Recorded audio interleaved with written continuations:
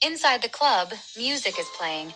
Laser displays emit different colors of light, and the dance floor is filled with the best dancers. People are dancing freely in the crowd, and the sounds of glasses tapping and people chatting echo in the club. What captured Orga's eyes and heart the most was the stage for live music. She said in excitement, "Baby girl, do you hear that? There's live music on the other side. Let's go there." "Orga, stay calm.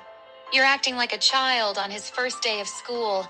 Let's go to the bar and have our drink there. Then we'll carry it to the other side.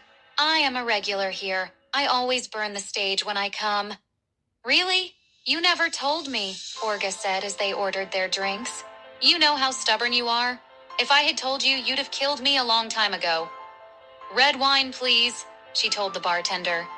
The bartender stared at Orga and said, "Hey, I have to admit that you're the most beautiful lady I have ever seen." Orga, blushing, said, "Thanks, but you are exaggerating. I can see a lot of beauties here," Orga answered. The bartender, pouring their wine, continued the conversation.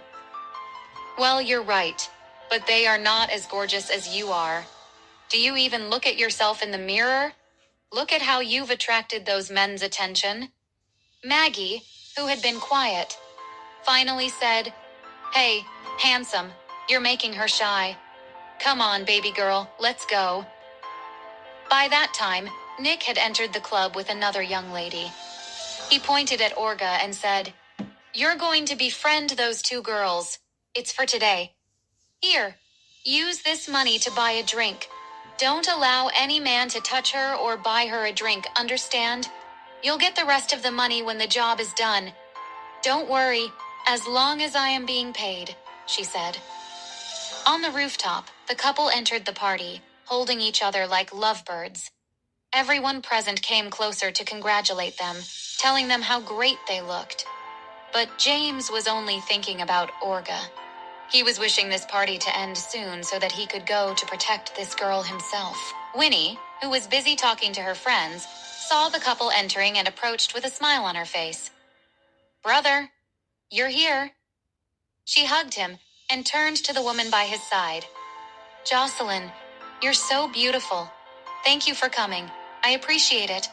By the way, you guys look stunning." Jocelyn couldn't hide her excitement and said, "I am glad I joined you on your day. I wouldn't miss this opportunity to make you happy. Here's your gift. Congratulations, Winnie." James, who was silent, said with a proud expression, "Well, I have already said it, but let me repeat, so you understand how proud I am to be your brother. Congratulations on completing your college without failure. You're the best." Winnie thanked them and said to James, "Bro, may I take your fiancé for a bit? I know you'll be mingling with other business people. She shouldn't be bored here." "You know what? That's a great idea. Let me greet other high-ups." He departed. He talked to other business people and family friends, then excused himself to make a call. A few seconds. The call got connected. "Nick, did you do what I told you to do?" he asked. "Yes, sir. I am already at the club. I have sent a girl to be with them and pay for their drinks," Nick reported. "Okay, good. Send pictures, please," he said, and hung up the call. Nick was left wondering if his boss had finally fallen in love. Although he was engaged, he had never been this obsessed with a girl. He may deny it, but he has a crush on her. But he's engaged? This doesn't make any sense to me at all. In the part of the club where people listen to live music, the two beauties sat down at their table, looking elegant. They started to hear voices from the group of 5 rich guys. "Who are those beauties? I have never seen them." Another responded, "Yeah, it's my first time too. That one with black hair is a regular here. She is, in fact, a good singer. She always comes here to sing, but I have never seen the blonde." Lucas, the one who seemed to be leading the group, finally said, "What a beautiful girl she is. Her white eyes and her hair, look at her smile. Damn. I'm even thinking about what's behind that dress. I need to talk to her. She'll be mine." He took a glass of champagne from the waiter and approached the girls. "Hey, beautiful. Is it your first time here?" The girls ignored him. He sat down and continued. "Why aren't you refilling your glasses? Maybe we can share a bottle of wine and get to know each other," Maggie said in a calm but respectful voice. "Thank you for your generosity, but we're good with ourselves. I insist, please. How can you pay for drinks when we're here?" He called the waiter, but before he could say a word, he heard a woman's voice. "They said they don't need your help."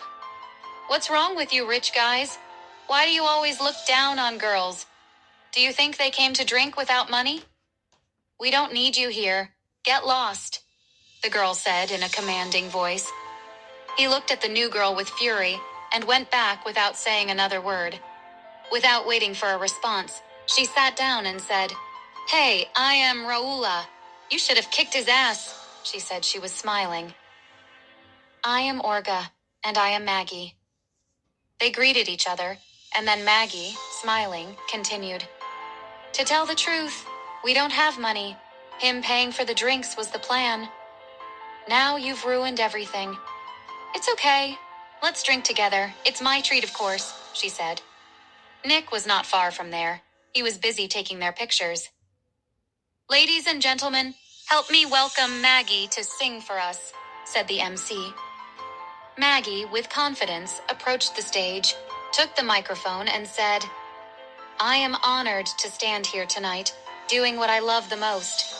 But there's a difference in how I used to perform because today, I will be singing with my best friend over there.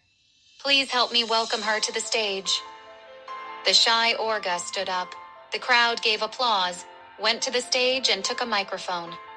Maggie said, "As you see, she's not used to this, but she's a great singer. Today we're going to sing a song you all know. It's called In Case You Didn't Know. It's a song we both love listening to. I hope you guys will enjoy it." The music started playing, and then, in calm, romantic, beautiful voices, they started singing. "In case you didn't know, babe, I am crazy about you.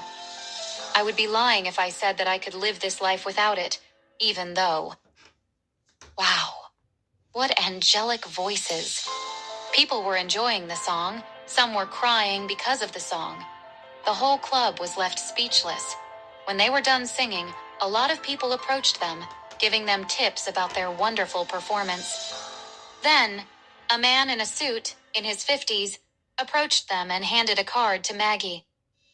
"In case you need to make use of your talent, don't hesitate to reach out to me." Maggie, with a lot of gratitude, accepted the card and said, "I will. Thanks." They came back to their table to find their new friend Raula admiring them. "Are you guys from heaven? Where do you get those voices?" "It's no biggie, girl." They laughed and said, "We came here with only $50, and we'll go back with a bag of money." Maggie said happily. Nick, who happened to see the performance, felt something in his heart towards Orga. He didn't know how, but he found himself smiling, admiring her beauty and talent. He was still doing his job. He had to send the pictures and videos to his boss. The party on the rooftop was still going on. James was discussing business with other rich people when his phone received a notification. Looking at the screen, it was a message from Nick. He apologized. While rushing to the exit to check what Nick sent him, he bumped into his fiancée. "Honey, where are you going? Why are you ignoring me? Who's on the phone?" Jocelyn asked. James, in a rushing tone, answered, "One question at a time, Joss. Look, you know I had to discuss business. I didn't ignore you. It's an emergency. I need to talk to Nick immediately. By the way, why are you alone? Where's Winnie?"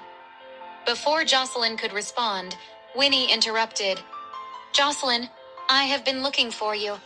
Let's go find something to eat. I am hungry." Jocelyn was unhappy, but she couldn't show it. She wanted to stay with James and enjoy the attention. James, without wasting another second, went to his car and opened the pictures Nick had sent him. He couldn't believe this kind of beauty existed. He kept zooming through the pictures, adoring this girl. He looked at her smiling pictures and said to himself, I don't know where this is going, but this girl has to be mine and mine alone.